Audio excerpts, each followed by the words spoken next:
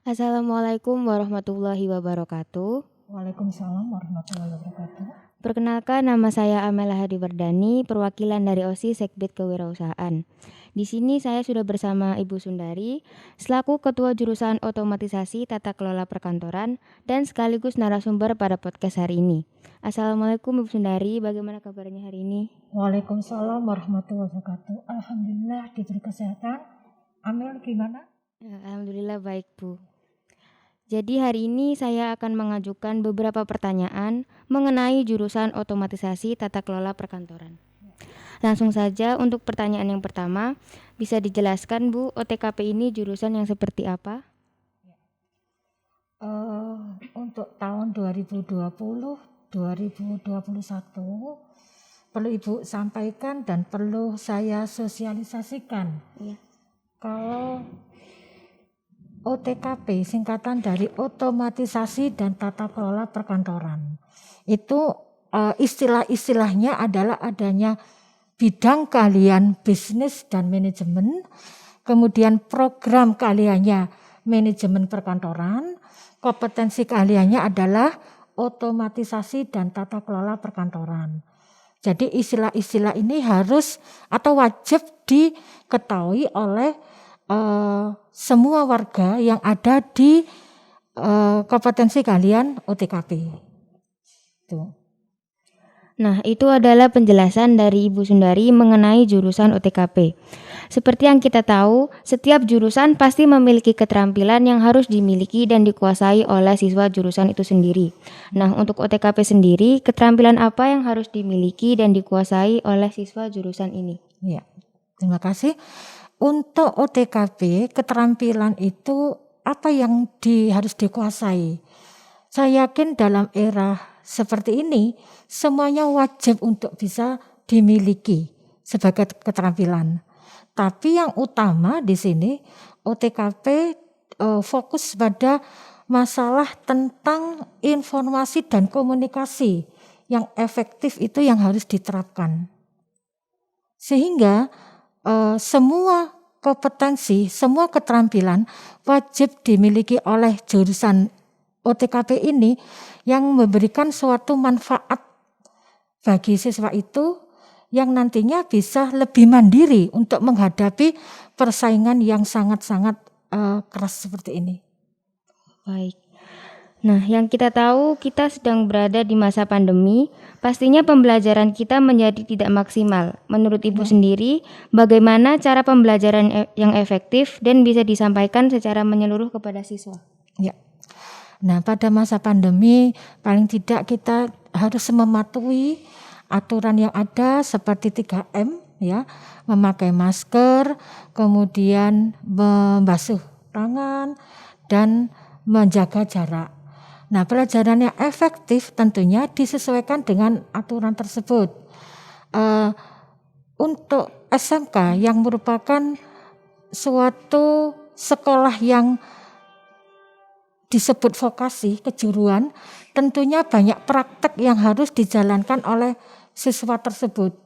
Sehingga pada masa pandemi ini, sebelum adanya lockdown, anak karena dituntut untuk bisa terampil, paling tidak anak harus bisa meningkatkan kompetensinya secara mandiri dan dibimbing oleh Bapak Ibu guru lewat online.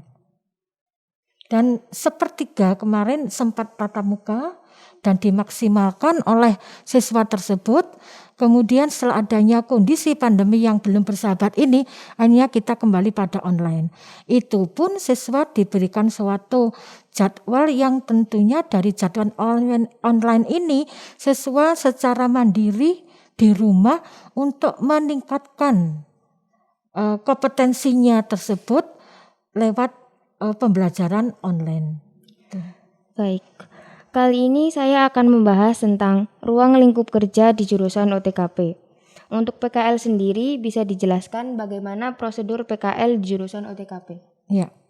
Untuk PKL pada masa pandemi ini memang tantangannya sangat luar biasa. Ya, kalau sebelum pandemi kita sudah bekerja sama dengan IDUKA yang tentunya sangat menyambut secara secara optimis ya. Jadi lembaga-lembaga itu banyak menyambut anak-anak dari kompetensi kalian OTKP bisa praktek di lembaga atau di idukannya masing-masing. Tapi pada saat pandemi ini tentunya beberapa instansi yang menunda atau belum bisa menerima daripada siswi SMK Negeri 1 Malang. Tapi tetap kita upayakan bekerja sama dengan iduka yang mau bisa memberikan suatu kompetensi pada anak-anak OTKP dan nantinya bisa direkrut ya. Kan ada 2 tujuan daripada PKL ini. 1, iduka tersebut mampu memberikan kompetensi, menambah kompetensi siswa SMK Negeri 1 Malang, dan yang kedua bisa merekrut tenaga kerja itu. Baik, untuk peluang kerjanya sendiri, peluang kerja apa yang akan didapat oleh siswa jurusan OTKP? Ya, kalau dilihat dari kompetensinya itu sangat luas ya. Jadi jangan pesimis bahwasanya OTKP itu tidak ada pekerjaan, tidak ya. Jadi itu saya sampaikan, OTKP karena keterampilannya sangat luar biasa sehingga mampu memasuk pada semua lini ya, baik itu lembaga pemerintahan ya, kemudian ada lembaga-lembaga swasta atau perusahaan-perusahaan yang mampu untuk bisa menerima sesuai dengan kompetensi program kalian OTKP tersebut. Baik, untuk ketika sudah memasuki dunia kerja, apa yang harus dilakukan oleh siswa jurusan OTKP? Ya, tentunya dari teori ya, antara teori dan praktek itu paling enggak kan link dan match disesuaikan, sehingga siswa kita harus mampu menumbuhkan, bisa meningkatkan kinerjanya sesuai dengan karakternya, sesuai dengan kompetensi secara maksimal. Saya kira Bapak Ibu Guru telah memberikan suatu kompetensi lewat berbagai macam cara untuk bisa meningkatkan kompetensi dan punya jiwa mandiri, sehingga mampu berdaya saing pada lapangan pekerjaan itu. Nah, menurut Ibu sendiri, bagaimana cara agar siswa OTKP ini bisa mencapai target-target yang sudah dipersiapkan, seperti target PKL sampai target kerja? Ya, nah tentunya di sini paling tidak ada niat dan semangat di samping karakter-karakter yang lain yang sudah dicanangkan oleh sekolah ya. Walaupun pinter, cerdas, tapi kalau tidak punya niatan untuk berbuat yang positif tentunya sangat berpengaruh di sini. Nah, selanjutnya apa pengaruh jurusan OTKP bagi lingkungan sosial siswa jurusan itu sendiri? Ya. Pengaruhnya dari segi mana sangat luas ya. Saya sampaikan aja dari segi sosial ya. Sosial yang kaitannya tadi sudah Ibu sampaikan, bahwasanya OTKP utamanya bagaimana mereka berkomunikasi, bagaimana mereka mencari suatu informasi, sehingga kalau mereka mampu mengeterapkan komunikasi yang efektif, yang positif, tentunya itu akan sedikit atau banyak membawa pengaruh pada lingkungan itu dengan positif pula. Dan yang terakhir, apa pesan dan harapan yang ingin Ibu sampaikan kepada siswa jurusan OTKP? Ya, di sini Ibu sangat berharap ya, terutama dengan kondisi seperti ini, Anda wajib untuk bisa melek IT, tapi juga diikuti dengan melek hati. Ini penting, karena dengan IT kita jangan sampai dikendalikan oleh IT, tapi kita harus mampu mengendalikan IT tersebut sehingga bisa mengembangkan kompetensi bagi siswa itu.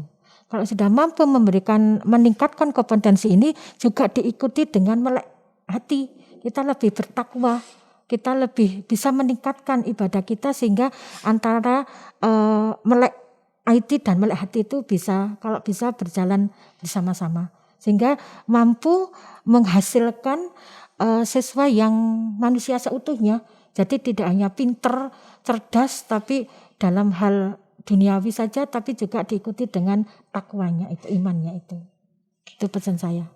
Baik, itulah penjelasan dari Ibu Sundari mengenai jurusan otomatisasi tata kelola perkantoran. Terima kasih Bu Sundari telah menyempatkan waktunya untuk menjadi narasumber pada podcast hari ini. Saya Amela Hadiwardani, pamit undur diri. Mohon maaf apabila ada kesalahan. Tetap patuhi protokol kesehatan dengan menggunakan masker, mencuci tangan, dan menjaga jarak. Wassalamualaikum warahmatullahi wabarakatuh. Salam Pamsagaca.